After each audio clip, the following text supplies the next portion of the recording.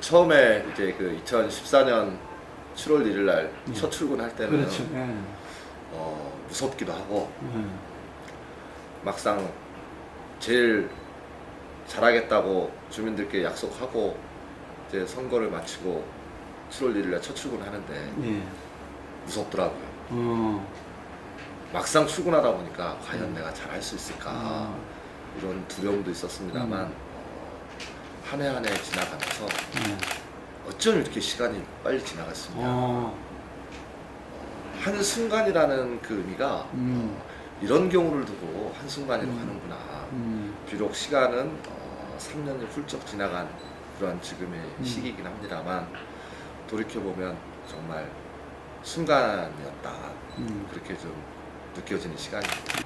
일단 뭐 정당에서 관계를 가졌던 사람들에 대해서는 뭐 따로 좀 말씀드리기는 좀 그렇고 성격이 좀 굉장히 다르죠. 좀 굳이 좀 나눠보자면 정당에서 활동하는 사람들의 좀 공통점이라면 창의적이고 굉장히 좀 적극적인 그런 특성이 좀 있는 것 같아요. 그런데 이제 그 부분보다는 제가 만나는 우리 직업공무원들의 모습에서는 밖에서 보는 그 공무원들에 대한 시각과 안에서 함께 동료로서 일하는 공무원들의 시각이 너무나 다르더라. 정말 우리 공무원들 불쌍할 정도로 열심히 일하신다.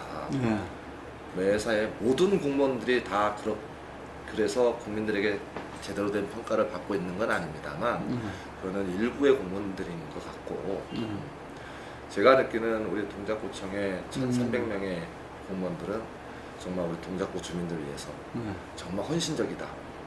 그렇게 평가하고 싶습니다. 처음에 왔을 때는 좀 굉장히 좀 저도 그 기존의 그 공직 사회에 대한 문화에 좀 적응하지 못해서 좀 당황도 했지요. 근데 제가 이제 과거에 대통령 비서실에서 이제 한 5년 정도를 일을 했었는데 그때와는 또 다른 느낌이었습니다. 청와대랑 공단과 지방정부로서의 그 구청에서 활동하는 지역공무원과의 차이인 것 같고 그러나 제가 깜짝 놀란 것은 어느 한 과제에 대해서 공무원들이 그 과제를 이뤄내기 위한 노력들을 보면 마술사와 같다.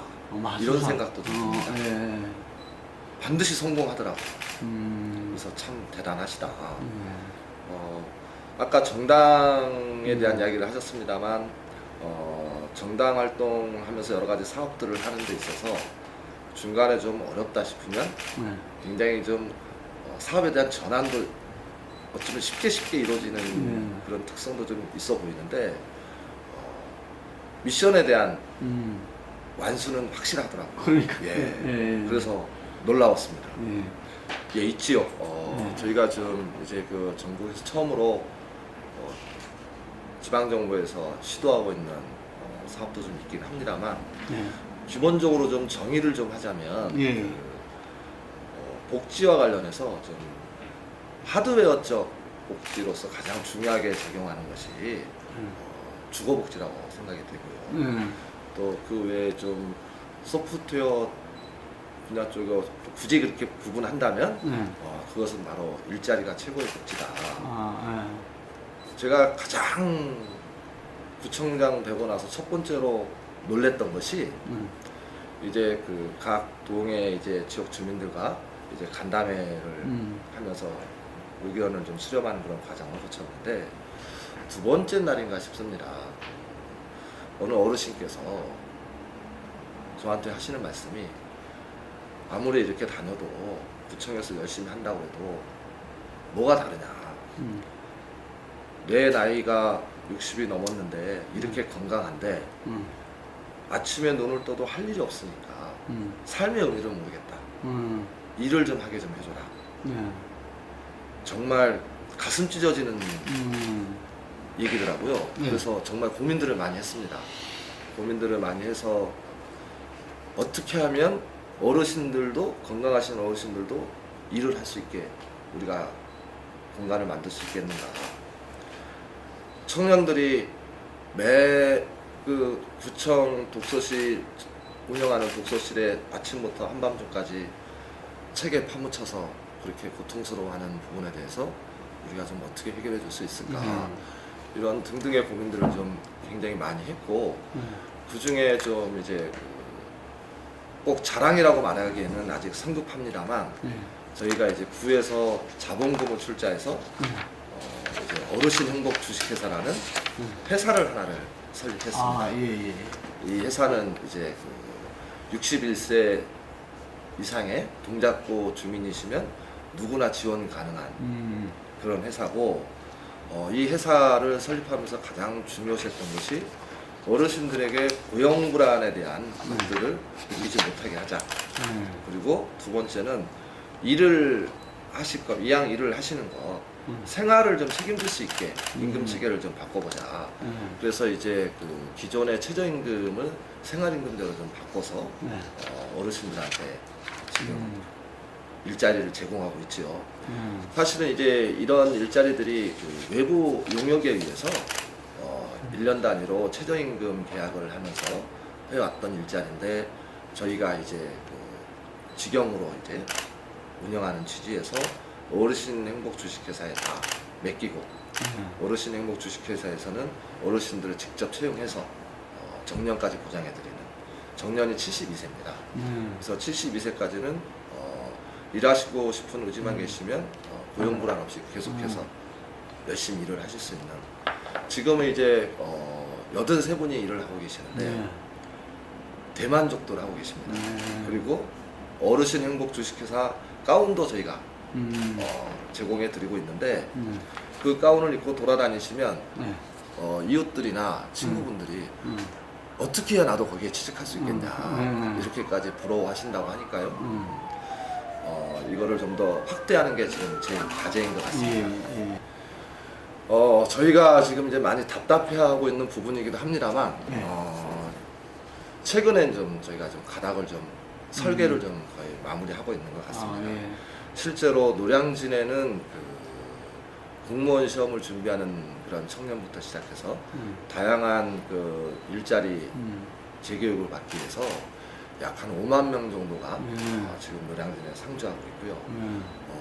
고시원이나 원룸이나 독서실, 학원 이런 개수만 해서도 한 400개 정도가 밀집되어 있는 공간입니다. 주거비도 최근에 제가 고시원의 안전점검을 나가서 이야기를 들어보니까 노량진에서 숙식을 해결하기 위해서 학원비까지 숙식을 해결하기 위해서 드는 비용이 1인당 한 달에 한 200만 원 정도. 그러니까 부모님들 입장에서는 그렇게 많이 들어요? 예, 부모님들 입장에서는 기껏 비싼 돈 들여서 대학 보냈더니 다시 노량진 대학에 또 입학을 시키는 이런 악순환 이런 것들을 좀 우리가 좀 깨줘보자. 그동안의 노량진의 이미지가 청년의 현상을 그대로 현실을 그대로 보여주는 상징적인 공간이었다면 앞으로는 청년들에게 노량진에 가면 청년의 희망이 있다. 이런 긍정적인 비전으로 좀 우리가 노량진을 바꿔보자.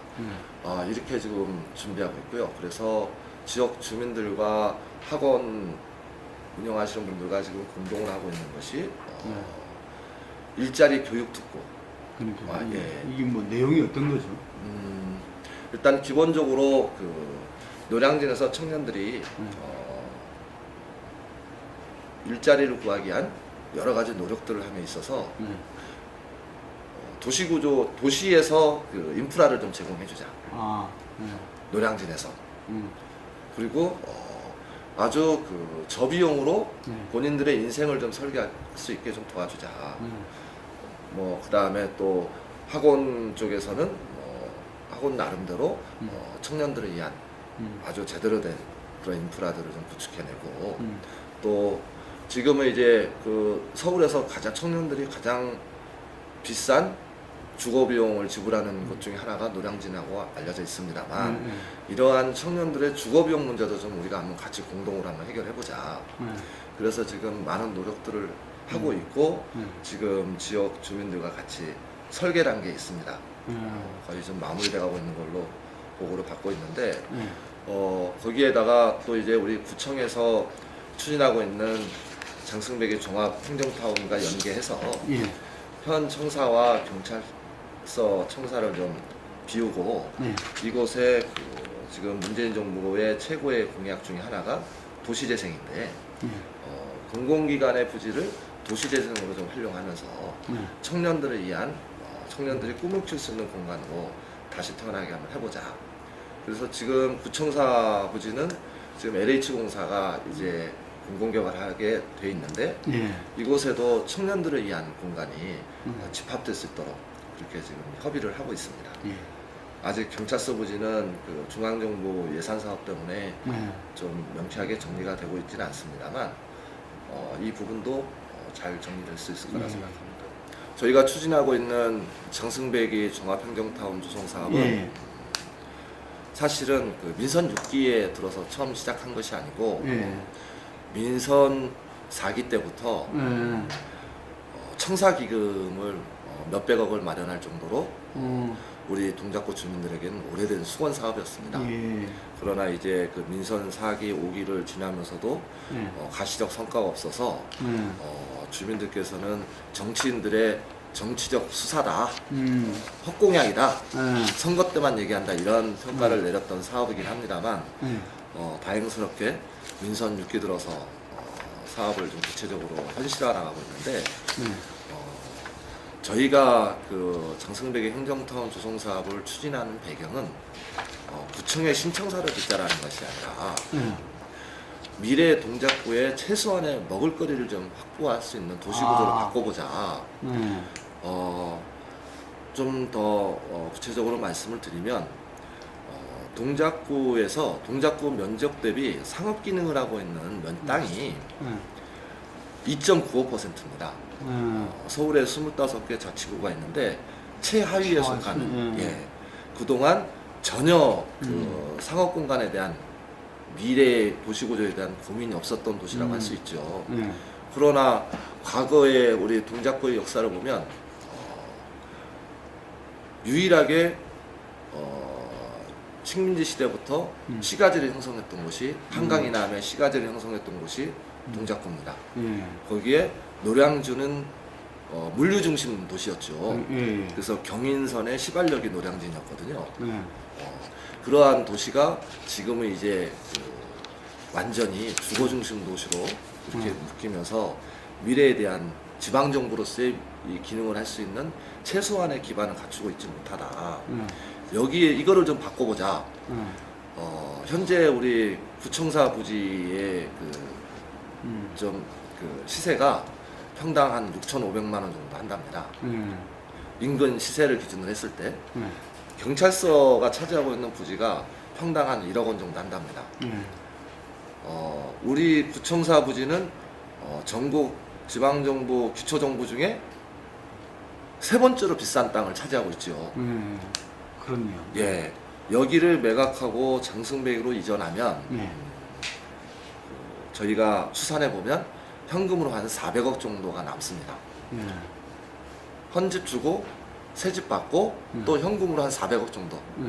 그런데 이 재원 마련에 대한 것보다는 이렇게 됐을 경우에 우리 동작구가 어떻게 바뀔 거냐에 대한 말씀을 좀 드려야 될 것 같은데 노량진이 우리 전체 동작구 상업지역의 절반이 노량진에 몰려 있습니다. 그 절반의 절반이 또 구청이랑 경찰서랑 수산시장이 차지하고 있습니다. 그러다 보니까 아예 동작구는 그 상업 기능을 하는 곳이 없다고 해도 과언이 아니죠. 이렇게 비싼 땅은 경제적 가치를 충분히 활용할 수 있는 민간의 개방을 좀 해주자.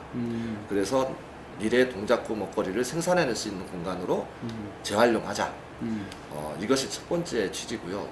두 번째는 노량진에 상업지역이 모여 있다 보니까 아무래도 그 도시가 노량진으로 편중돼서 그 발전하는 그러니까 균형 발전이 이루어지지 않은 그러한 현상이 좀 있었습니다. 그래서 아무래도 지리적으로는 우리 동작구에서 가장 중심지가 장승백인 만큼 행정기관들이 장승백에 모여서 동작구의 새로운 도시 중심을 좀 한번 만들어보자.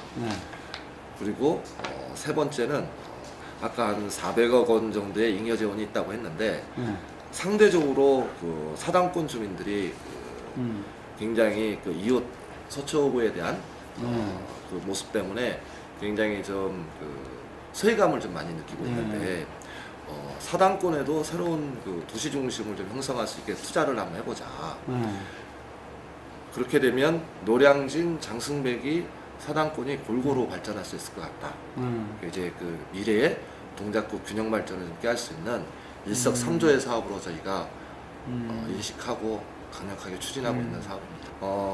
아직 지금 이제 마련 중이고 그 이제 올 연말이면 이제 그 사업이 좀 계획이 완성이 될 텐데 동작 미래발전 전략 그 30년에 대한 부분은 무엇보다도 우리가 갈 길을 알아야 되는데 우리 동작이라는 도시는 어느 방향으로 미래의 성장을 해야 될 것이냐 이것을 이정표를 가지고 길을 가야 되는데 목적 없이 그동안 선거 때마다 구청장이 발표한 선거 공약을 이행하는 게 최고의 장기 계획이었던 거죠. 이러지 말자. 누가 구청장이 되더라도 우리 동작구가 가야 할 길을 이정표를 좀 제시해주고 여기에 새로운 구청장들이 새로운 생각을 덧붙여서 더 업그레이드 시키면 될 일이다. 그래서 일단은 그 동작구 전역에 대한 우리 그 동작구 주민들의 요구들을 좀 다 수렴을 했고요. 또 그 전문가들의 또 그 동작구 미래상에 대한 그 자문도 좀 구했고요. 그리고 또 동작구에 필요한 공공시설의 우선순위도 좀 이렇게 좀 추려봤고요. 또 미래 먹거리도 무엇을 가지고 우리 동작구가 살아갈 것이냐 이런 부분도 좀 고민해서 담은 것이 그 미래 도시계획입니다. 그거는 어떤 분들하고 주로 이렇게 그런 발전 계획을 수립하십니까? 일단은 그 저희가 하기에는 너무 벅차서 일단 외부 전문가들에게 그 용역을 좀 줘서 이제 추진했고요. 그 전문가들이 주민들을 다 만나시고 그다음에 지금까지 우리 동작구에서 추진해왔던 여러 가지 정책들도 좀 고민하고 또 앞으로 또 추진해야 될 정책들도 좀 담고 또 그 주민들이 항상 필요로 하시는 내 집 옆에 이런저러한 공공시설들이 있었으면 좋겠다. 도서관이나 체육센터나 뭐 이런 문화센터나 이런 것들에 대한 요구도 좀 직접 담고 또 그 동작구의 산업으로서 성장시킬 수 있는 그러한 공간들도 좀 아이디어를 좀 여러 가지를 모아서 좀 예를 들면 한강을 좀 우리 동작구에 지금까지는 서울에서 한강 수변에 위치하고 있는 서울 자치구 중에 유일하게 수변공원을 보유하고 있지 못하는 자치구지만 앞으로는 우리도 한강을 우리 미래 발전의 자산으로 좀 활용할 수 있게 고민해보자. 뭐 이러한 것들, 뭐 여러 가지들이 있었죠. 가장 중요한 것은 주민들께서 상상하시는 모든 분야를 총망라했다는 거죠. 하다못해 자치구에서 추진하기가 굉장히 어려운 부분이 교통대책입니다. 미래 우리 동작구의 교통체계를 어떻게 꾸려나갈 것이냐에 대한 부분까지도 계획서 안에 좀 담으려고 지금 많이 노력했고 전문가들에게도 자문을 좀 많이 구했지. 가장 큰 주민들께 드린 가장 큰 약속 중에 하나가 마음 편한 동작. 예, 이거를 좀 만들기 위해서 저희도 좀 굉장히 고민을 좀 많이 했습니다만 일단 그 자치구 차원에서 출산에 대한 것들을 좀 고민하기에는 좀 사실 너무 좀 버겁고 다만 우리 동작구는 아이 기르고 가르치기에 가장 좋은 도시를 좀 만들어 보자. 이게 이제 저희가 꿈꾸는 동작구지요. 그래서 일단 산재되어 있는 이 부분부터 좀 먼저 말씀드려야겠네요. 주민들을 이렇게 만나서 우리 지역에서 가장 필요로 하는 부분이 어떤 것입니까? 라고 여쭤봤더니 대부분 주민들께서 각자 연령에 맞게 다양한 의견을 주십니다만 아이 키우시는 분들의 가장 큰 요구는 인근에 국공립 어린이집을 좀 많이 넓혀줬으면 좋겠다.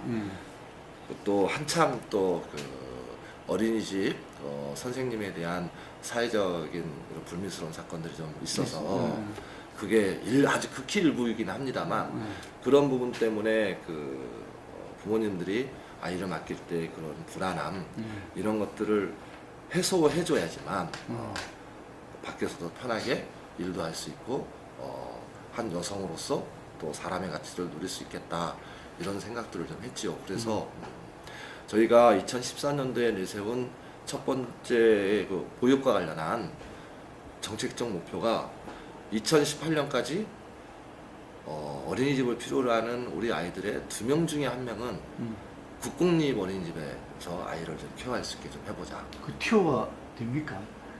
이거는 뭐 몇 년씩 기다려야 된다던데. 물론 지금도 많이 대기하고 있지요. 대기하고 있습니다만 국공립 보육시설에 대한 주민들의 욕구가 너무 크시기 때문에 그렇죠.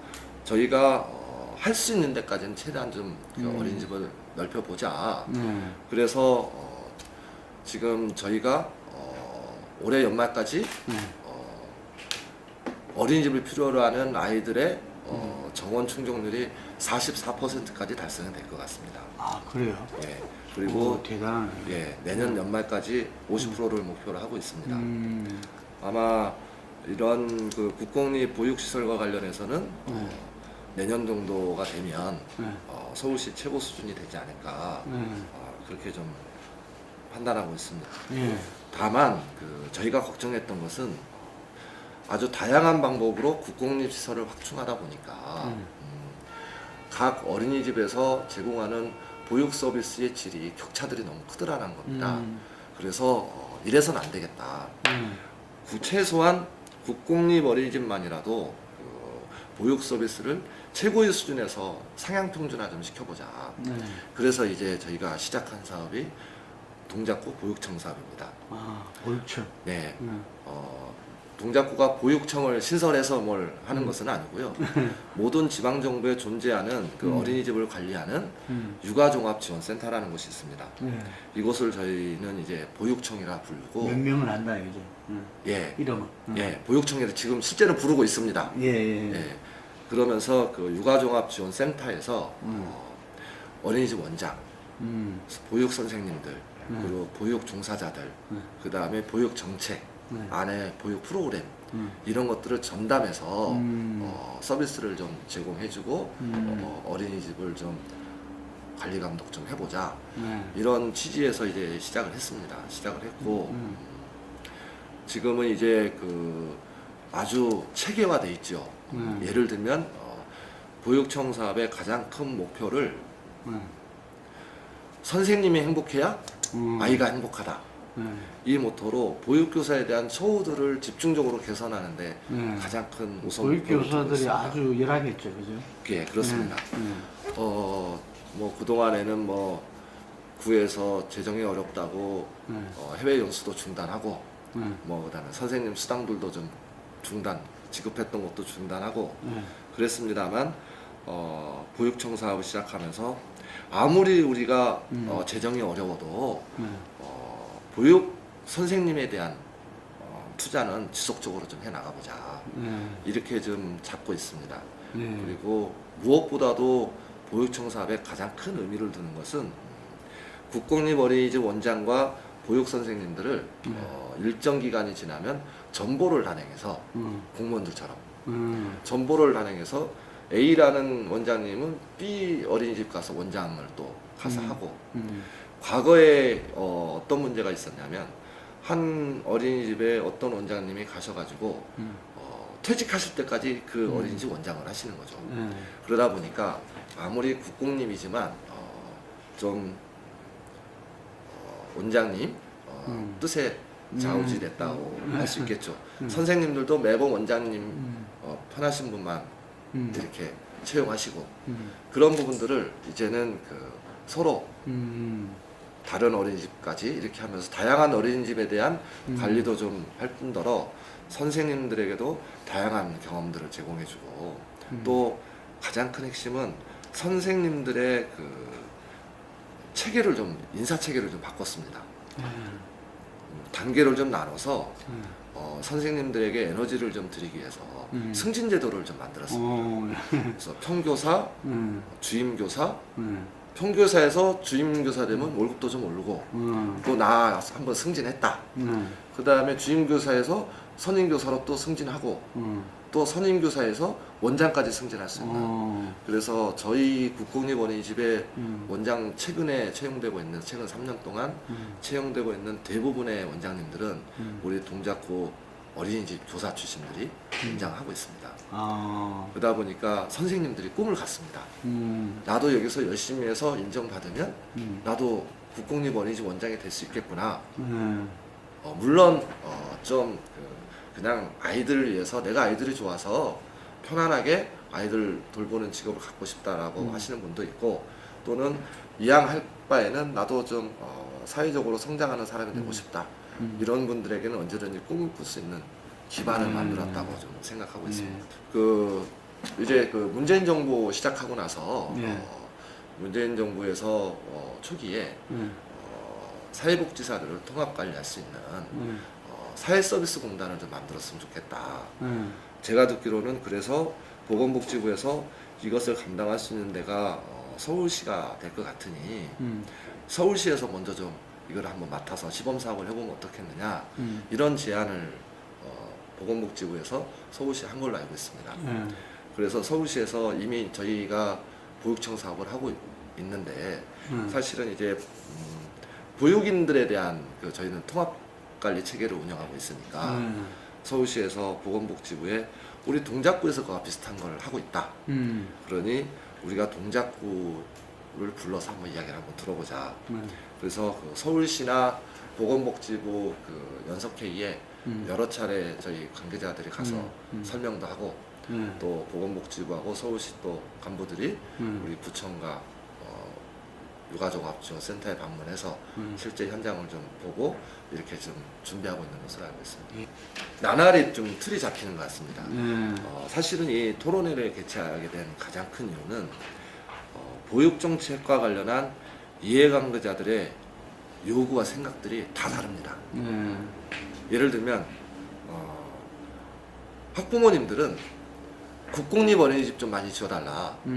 또 우리 아이가 양질의 음식을 먹고 좋은 보육 서비스를 받을 수 있게 어린이집에 서비스를 질을 좀 높여달라. 이런 요구인 반면에 민간 어린이집이나 가정 어린이집을 운영하시는 원장님들은 자꾸 국공립을 넓히니까 우리가 버틸 수가 없다. 민간 가정 어린이집은 어떻게 운영하란 말이냐. 국공립 어린이집은 이제 그만 좀 확대하고 그 재원으로 민간 가정 어린이집에 투자를 좀 해주라. 또 이제 또 구청은 또 다른 생각을 가지고 있지요. 이러한 요구들을 이해관계자들이 한 자리에 모여서 사업의 보육의 우선순위를 좀 정해보자. 정말 각 관계자 집단들마다 정말 다양한 그리고 많은 요구들이 있는데 우리가 합의를 해서 이것을 예산으로 좀 반영을 해보자. 그래서 이제 작년에는 우리 보육 예산이 7, 8억 정도를 증액할 수 있겠다. 이 범위 내에서 우리가 서로 생각하는 우선 사업들을 좀 토론을 한번 해보자. 서로에 대한 이해를 하는 시간을 좀 가져보자. 그러한 계기가 됐었고요. 올해는 작년보다 좀 훨씬 더 좋아진 것 같습니다.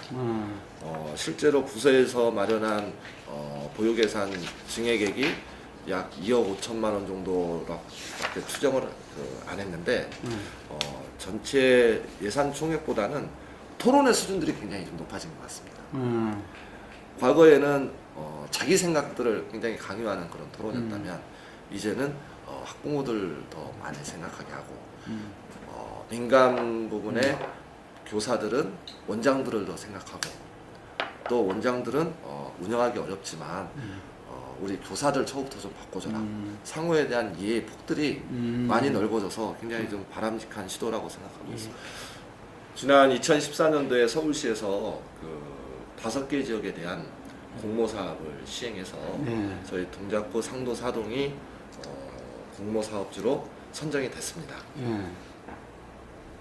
가장 기본적인 취지는 흔히들 도시에 대한 개발 사업들을 많이 주민들께서도 요구하시는데 실제로 우리 구의 사례를 보면 아파트를 세워서 주민들이 입주할 경우에 기존 살고 있었던 주민들의 재입주 비율이 30%를 넘지 않습니다. 그 얘기는 재개발 시에는 기존에 거주하고 있던 주민의 70%가 정든 마을을 떠나야 되는 것이죠. 현실적인 재정 문제 때문에 이제 그럴 수밖에 없는 상황인데 그러지 말고 떠나는 그러한 도시 개발이 아니라 계속해서 이웃과 함께 가족처럼 정부 치고 살 수 있는 그래서 마을 공동체가 이루어질 수 있는 그러한 사업들을 해보자. 그것이 이제 그 도시재생의 가장 기본적인 취지지요. 실제로 그 상도 사동의 주민들의 구성을 보면 70% 이상이 20년 이상 거주했던 주민들이 살고 있는 아주 그냥 저절로 마을 공동체가 형성이 돼 있는 그러한 도시입니다. 그래서 여기에 주민들께 이제 저희가 도시재생의 사업 방향을 정하기 위해서 여쭤봤죠. 우리 마을이 무엇이 달라지면 내가 살기 좋다고 느낄 수 있는 마을이 되겠느냐. 무엇이 달라지면 이웃과 같이 정부 치면서 서로 오손도손 손잡고 살 수 있겠느냐. 이런 질문을 좀 여쭤봤습니다. 그랬더니 주민들께서 매우 다양한 의견을 좀 제시해 주시죠. 어떤 분들은 골목길 좀 넓혀주시라. 하다못해 아주 작은 골목이다 보니까 공사 차량이 들어오지를 못하니까 집을 고칠 수가 없다. 그러니 이 동네에는 골목길을 좀 넓혀줬으면 좋겠다. 우리 아이가 길에서 마음 놓고 뛰어날 수 있도록 동네 놀이터, 골목 놀이터가 좀 있었으면 좋겠다. 어르신들이 어디서든지 가시다가 걸으시다가 힘들면 앉아서 쉴 수 있는 마을 쉼터들이 좀 있었으면 좋겠다. 지역 주민들이 함께 모여서 여러 가지 다양한 활동을 할 수 있는 커뮤니티 공간도 좀 새로 하나 지어줬으면 좋겠다. 뭐 이런 등등의 의견들이 모아져서 지금 이제 3년째 사업을 좀 시행하고 있습니다만 굉장히 주민들께서 아직도 궁금해 하시긴 합니다. 같이 지금 주민들의 힘으로 준비하고 있는데 참여하신 분들은 굉장히 의욕이 좀 앞서시고 큰 보람을 느끼고 계십니다만 실제로 좀 바라만 보고 계시는 언제 사업이 끝나라고 기대하고 계시는 주민들 입장에서는 사실은 이제 크게 달라진 것이 없기 때문에 도대체 이거 한다더니 말만 하고 도대체 뭘 하는 거지? 이렇게 이제 의구심을 좀 가지고 계시는 분들이 있습니다. 근데 아직 이 사업이 본 궤도에 오르지 않아서 그런 거고 내년 정도 돼야 주민들께서 피부로 체감하시는 도시재생 사업들이 될 것이다. 그렇게 좀 말씀을 드릴 수 있을 것 같고 도시재생과 관련해서는 가장 중요한 것은 서울시에서 공모사업으로 구와 매칭을 해서 4년간 100억 원의 재정을 투자하는 사업이 이번 도시재생 사업이거든요. 그러니까 상도사동에는 도시재생 사업비로 100억 원이 투입이 되는 겁니다. 그런데 중요한 건 이 100억 원으로 상도사동에 도시재생을 할 수 있는 재원은 턱없이 부족하죠. 이 얘기는 뭐냐면 4년 동안 100억 원이라는 규모로 도시재생을 하는데 마중물의 역할을 하는 것이고 그 뒤에는 주민 여러분들께서 스스로 지속적으로 도시재생을 좀 해주셨으면 좋겠다. 이런 취지입니다. 근데 이제 주민들 스스로 자기 돈 내고 마을을 가꾸겠다라는 생각을 하시기는 거의 불가능하잖아요. 그래서 이제 저희는 좀 다른 고민을 하고 있습니다. 실제로 성북구나 아니면 다른 도시재생을 하고 있는 지역에서는 이 도시재생의 추진의 주체를 주민들의 협동조합 형태로 진행하겠다라고 준비를 하고 있는 걸로 알고 있습니다. 저희들은 협동조합 형태보다는 지속 가능한 도시재생을 위해서 도시재생 재단을 좀 하나 좀 만들어 보자. 그래서 이 문제를 서울시하고 협의하고 있습니다만 이 재단을 통해서 재원을 마련하고 그 재원으로 주민들이 스스로가 도시재생이 지속 가능하게끔 예를 들면 재원을 마련하는 방법에 있어서 아직 확정은 안 됐습니다만 저희가 임대주택 사업들을 좀 구해서 좀 다양하게 진행을 하고 있습니다. 이 임대주택의 사업의 관리를 이 도시재생재단에 맡기는 겁니다. 그래서 주민들이 월 임대료를 재단에서 받아서 그리고 임대주택을 운영 관리하면서 그 수익으로 다시 상도사동의 도시재생에 재투자하게 할 수 있는 그것들을 지금 준비하고 있습니다. 최근에 아파트의 수명은 제가 보기에는 이제 최근에 짓는 건물은 한 50년 정도가 네. 아파트 수명인 것 같습니다. 네. 그러면 그 50년 뒤에는 이 아파트를 새로 헐고 네.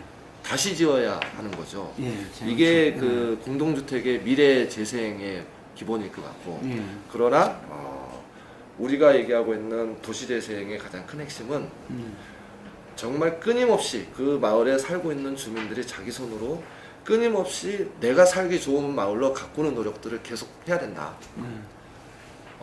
일본 같은 경우는 30년 전부터 도시재생을 한 마을이 있더라고요. 제가 그 마을에 가봤더니 그 도시재생의 책임자가 30년 전부터 우리 마을을 도시재생하게 해와서 지금까지 하고 있으나 여전히 우리 마을은 도시재생에 대한 얘기를 하고 있다. 지금 살고 있는 분의 도시재생에 대한 생각과 미래 20년, 30년 뒤에 그 마을에 살고 계시는 분들의 도시재생에서 바라보는 목표와는 상은 분명히 다를 것입니다. 그렇죠. 예. 네. 그래서 끊임없이 가야 된다.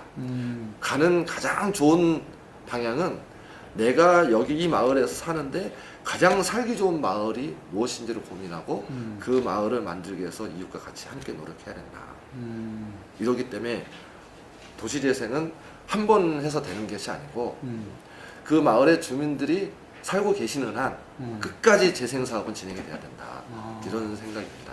그래서 공동체 의식이 결합되지 않으면 좀 어렵겠네요. 많이 힘들죠. 네. 네.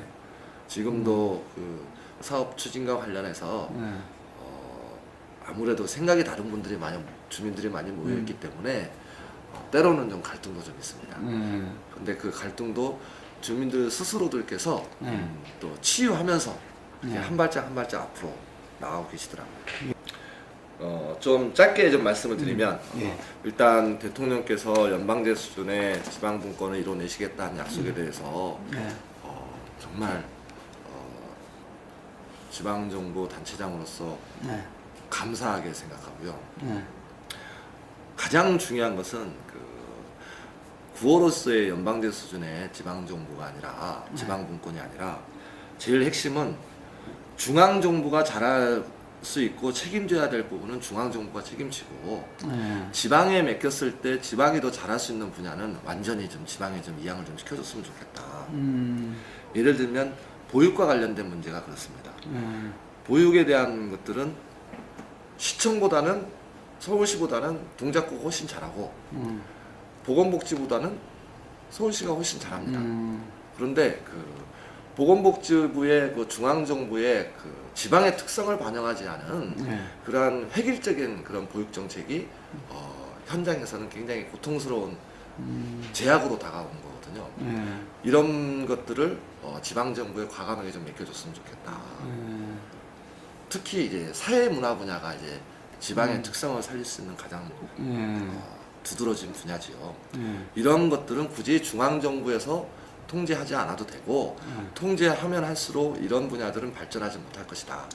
지방의 다양성과 특성을 좀 믿고 맡겨줘라. 이 얘기를 좀 이게 돼야 대통령께서 약속하시는 연방제 수준의 지방분권이 이루어지지 않겠는가 그렇게 생각해 봅니다. 그때는 그 사실은 중앙정부가 제대로 된 역할을 하지 못했기 때문에 지방정부가 중앙정부의 대책을 기다리다가 실기해서는 안 되겠다 싶어서 이제 뛰어든 현장에 이제 구체적으로 뛰어든 것이고요.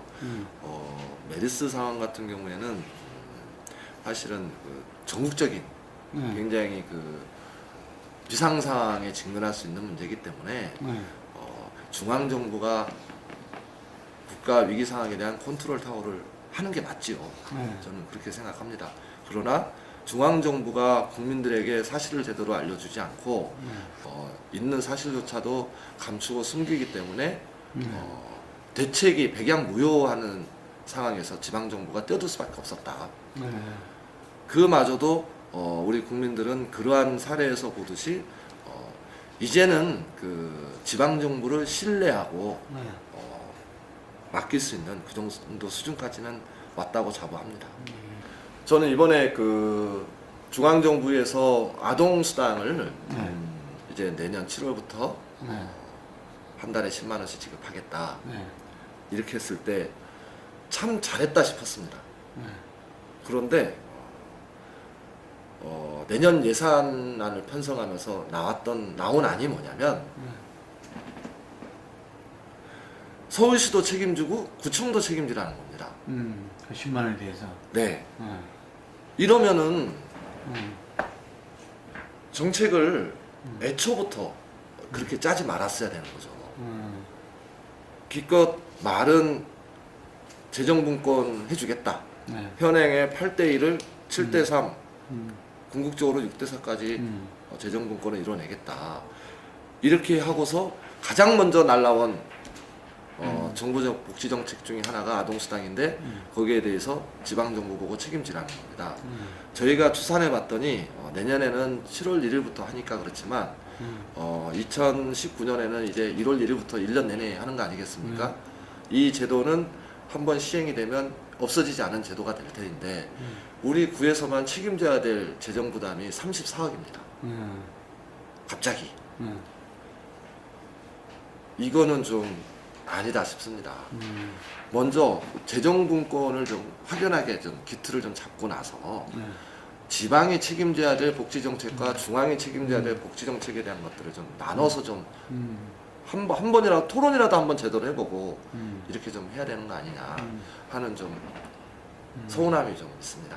아무리 문재인 정부 대통령님 잘하시고 계시지만 이 부분은 좀 아닌 것 같다라는 생각을 좀 해봅니다. 그리고 지금까지 좀 간행이네요. 매치 시켜가지고. 예, 예. 복지 정책에 대한 매칭은 좀 문제가 있습니다.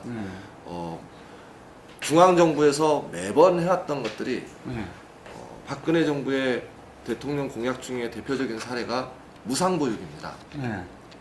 무상보육은 말 그대로 국가에서 아이들의 보육을 의무교육처럼 전부 다 책임져 주는 게 맞는데 여전히 무상보육의 55%를 지방에 떠넘기고 있습니다. 그러니까, 중앙정부는 45%만 책임지고 있습니다. 이런 것들이 부당하다는 거죠.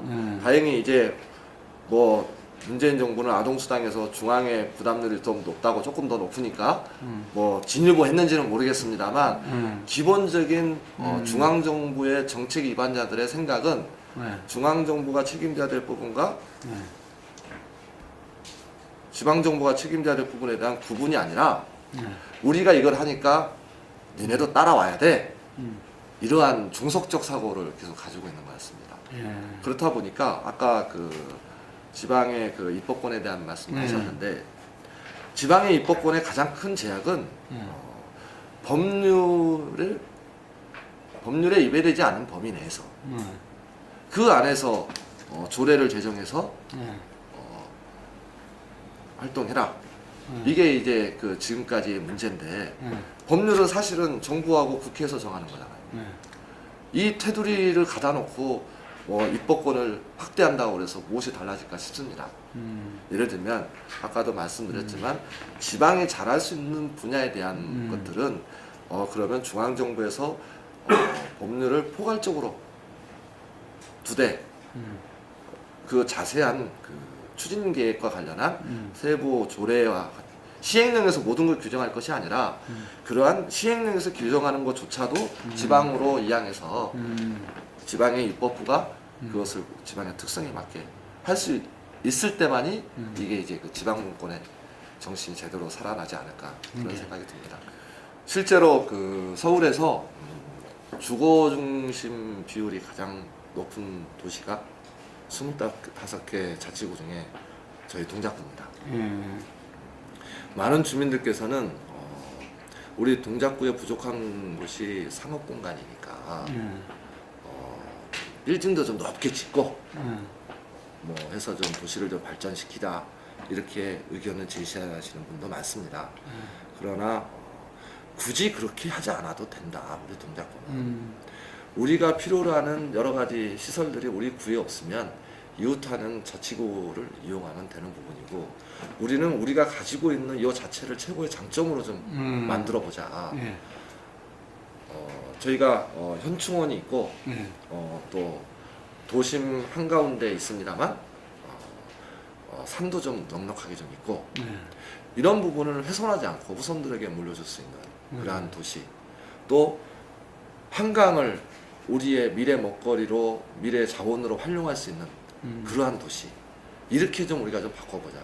그리고 동작구는 우리 주민들이 살기에 가장 평화롭고 안전하고 살기 좋은 도시로 업그레이드 시키는 게 우리 동작구의 가야 될 방향 아니냐, 이렇게 좀 말씀을 좀 드리고 있습니다만, 이 부분에 대해서는 워낙 주민들의 생각이 다양하시기 때문에 많이 좀 더 얘기를 해봐야 될 것 같습니다. 구청장으로서 그 지역을 업그레이드 시키는데 4년은 정말 짧다라는 생각이고요. 다만 12년은 너무 물이 고이지 않겠느냐. 맞습니다. 예. 네, 그런 생각 가지고 있습니다. 아, 예, 예. 다들 그러시더라고. 네. 이게. 저는 초선이라 예.